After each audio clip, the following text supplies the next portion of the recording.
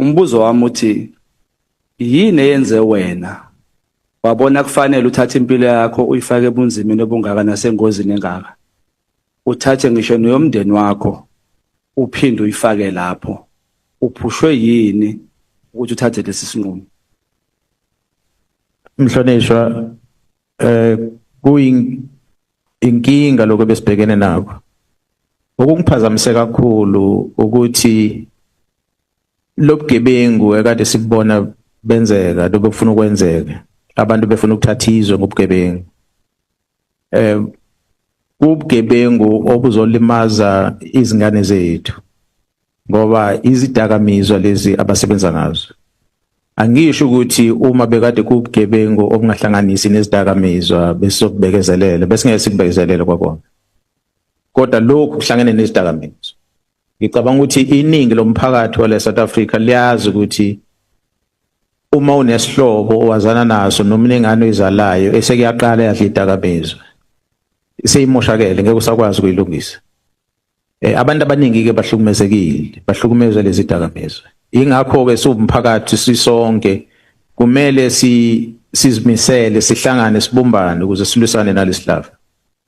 Lokho kungenza ukuthi ngiphakameke ukuthi ngikhulume lolu daba ingoba ngibona ukuthi uma ngiliyeka ukukhuluma umndeni wami ukhona nje umshana wami odla idakamizwa ngikhuluma nawo eziqhamuka ngabo labantu.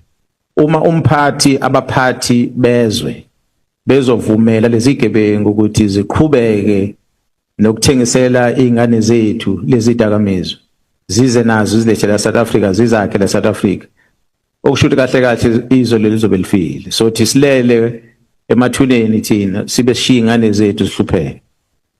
So ngaleso sizathu ngiyabona ukuthi kumele ukuthi sikhulume manje ukuze sikwazi ukulungisa izwe ukuya phambili. Lokho kuncane umuntu angakwazi ukwenza njengoba ethunywe enikeza umsebenzi ukuthi avikele izwe. Kumele ukuthi sikwenze. Ngisho kuthiwa kuyingozi thina ngoba ubungozi vele into umuntu aloka eqala engena emaphoyiseni ukuthi iphoyisa amaqhuma isibhamu ngala abantu bebaleka bayale iphoyisa afuneka liqonde la qhuma khona isibhamu. Kumele lisinikele ngalokho. Lokho engikwenzile kuyafana ke nalokho ukuthi ngiyazinikela ukuthi ukuze umphakathi uvikeleke kumele thina esinikeza umsebenzi ukuthi sivikele umphakathi kube yithina esizinikelayo kuqala.